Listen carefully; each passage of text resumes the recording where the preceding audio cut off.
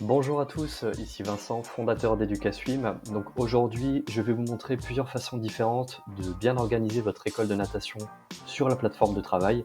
Donc on perd pas de temps, c'est parti. Première façon de bien organiser votre école de natation depuis votre espace EducaSwim, ça va être la répartition par groupe de niveau. Donc là, vous avez un exemple sous les yeux avec 4 vignettes groupes créées. Et dès que vous cliquez sur une vignette groupe, vous allez retrouver depuis l'interface projet pédagogique une deuxième hiérarchisation en incluant les jours de la semaine et leurs créneaux horaires. Deuxième façon de bien organiser votre école de natation, la répartition par éducateur. Donc si vous avez un certain nombre d'éducateurs et que vous décidez de mettre en avant leur organisation personnelle dans votre structure, et bien ça donne ça. Et lorsque vous cliquez sur une vignette, vous allez retrouver son intervention en fonction du groupe de niveau, le jour auquel il intervient et les créneaux horaires. Troisième possibilité pour bien organiser votre école de natation sur la plateforme, la répartition en fonction des jours de la semaine. Donc voici un exemple.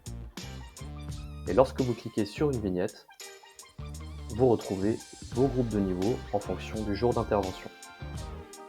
Quatrième façon de bien organiser votre école de natation sur la plateforme, la répartition en fonction de la piscine d'intervention.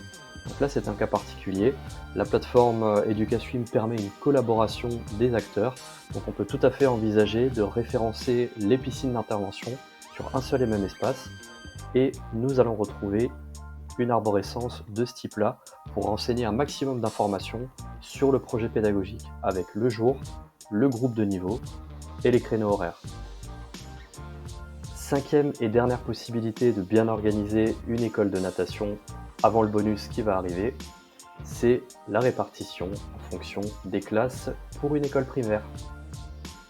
Un petit bonus dans cette vidéo, il faut savoir que la plateforme vous laisse une totale liberté dans la saisie des groupes, des sous-groupes, donc n'hésitez pas à mixer les informations par rapport à toutes les façons différentes qu'on vient de voir.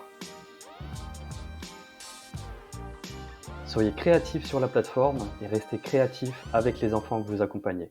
À plus!